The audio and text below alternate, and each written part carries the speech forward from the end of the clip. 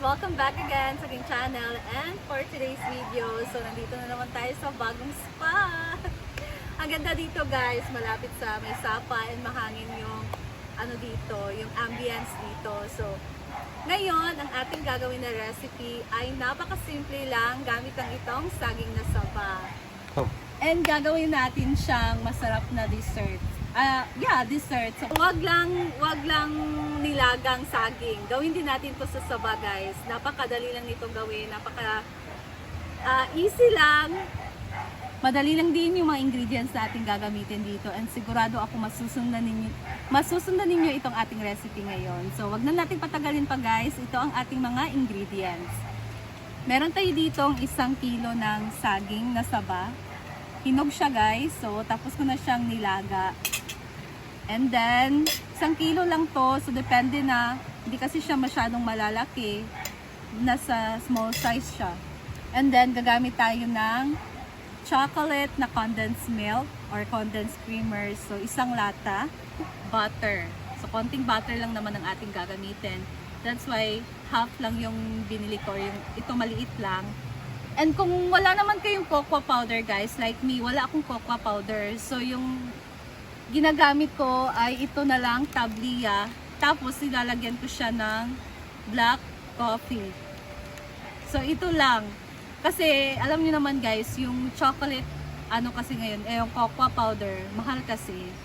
So, pag bibili natin siya, mahal. And, konti lang din naman yung gagamitin natin. So, yung nakuha ko na idea, nalagyan siya ng coffee ang tabliya. Kasi yung tabliya, ano siyang sugar, guys. So, para mag-add ng medyo pait or para siyang dark chocolate, lagyan natin siya ng coffee. And lastly, gagamit tayo ng cornstarch. Cornstarch lang. So, konting cornstarch.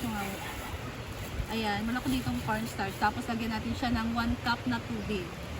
I-mix natin siya later, guys, pagka nakapagluto na tayo nitong saging. So, unang step kasi is lulutuin natin itong saging. I-mash muna natin siya, tapos lulutuin natin siya. Mash na ako dito, guys.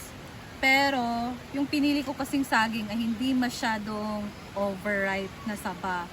Kasi, for me lang, yung gumawa kasi ako ng ganito, ng banana bars, gamit itong saba. Maasim kasi pagka overripe na yung saba. So, yung pinili ko na saging, hindi masyadong hinog. Kaya, ito yung hindi masyadong, hindi siya masyadong hinog. Pag imamash natin siya, guys, medyo, matigas. So, much better na gagamit tayo ng food processor para mas madali.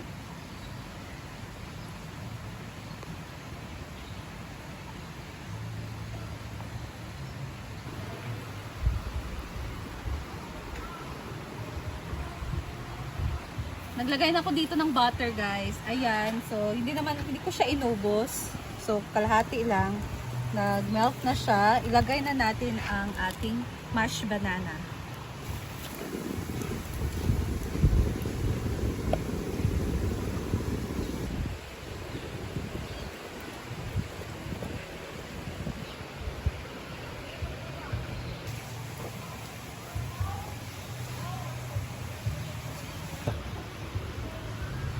So, lulutuin natin siya for 5 minutes, guys. So, mix lang natin siya.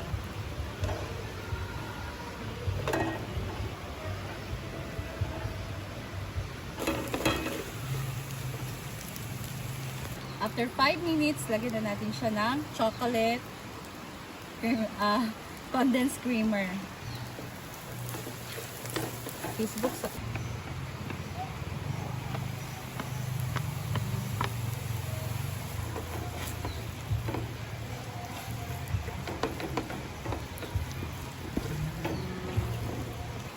And then, guys, ilagay natin itong 2 tabliya and then 2 coffee na stick.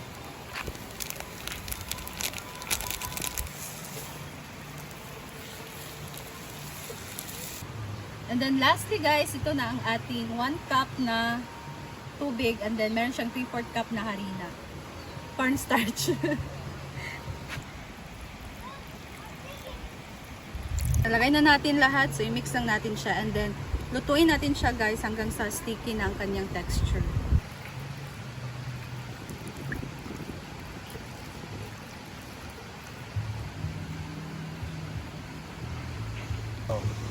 Tingnan nyo guys, medyo nag-iba yung ano niya, yung itsura niya. So lulutuin pa natin to hanggang sa yung parang siyang maha. So, yung smooth na yung kanyang texture na sticky.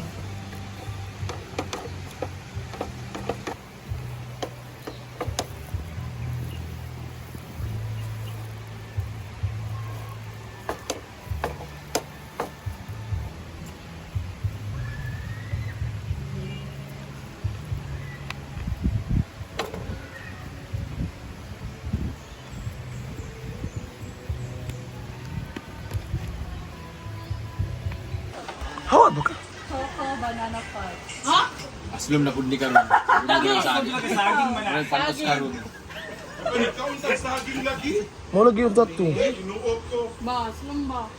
It's Pinasay chocolate. Magtaig to, Chay? ilang kagit. Namin siya kay nag Mix ngay choco. Hindi na.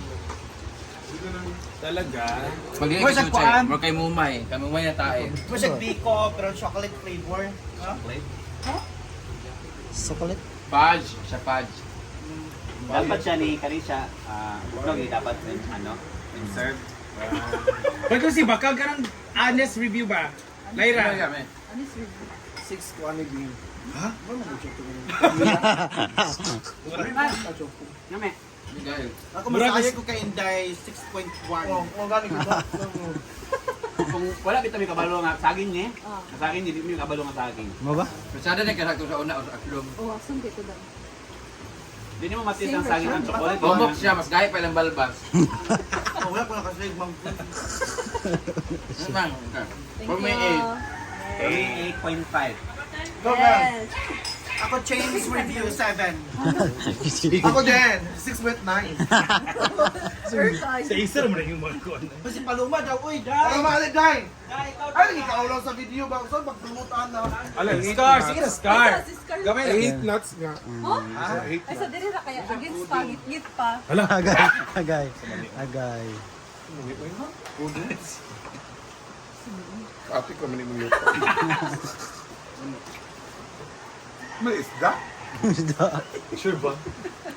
Wala niyang daman akong. Bulag mo man akong ginimpiwan dito sa kanina si ah. Si Bako. Mayat. Dami. Sorry. Chocolate to? Ang lagbot, uy. Ano nilagay mo? Ano nilagay mo? Chocolate saging. Wala. Then, Yes. Yan guys. So, confident ka, Jack. Ayan guys, so hapon na, maligo daw kami sa sapa na naka-swimsuit. Pero, ikaw magtopis ka? dili. Sabi, kagid living oh. Excuse me, pakita pa na ako sa imo ako ang kuan. Lapot sa IB ko ang Bawal ka lang relihiyon. Dahil na. Lain kayo. Dito sa taas. Mura kag manglaba. Paluma na lang anak, Bing. Oh, imo na mi dai. Hello, Sige na. sige go Paloma. Ayusa sa na imong buhok bi kay mura kag gikuan. Ayan guys, so naka-swimsuit sila. Sila madam nandun na sa sapa naligo. So, let's go. It's my second time around na maligo dito. Pero dito na side, doon kasi yung una doon sa in front of the Hinaguan house. So, dito kasi bagong ano dito yung sapa and malalim yung sapa dito guys. So, we're going to swim over here. Ayan sila madam. Paluma dai. Ipakita yung kuha na pa GR pila imo. Ay, dai makakigol di makahugaw kigol. Kali na ba? Daw. Ano lagi dili makahugaw kigol. Dili man.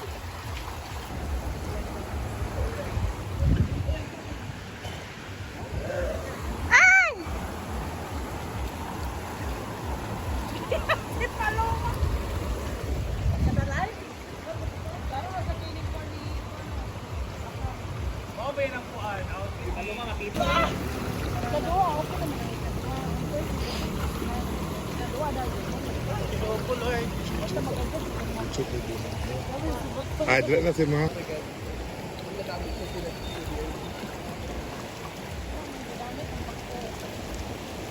Mahal din ano? Ilang per day ano? Like per hour mag 1,000 per hour.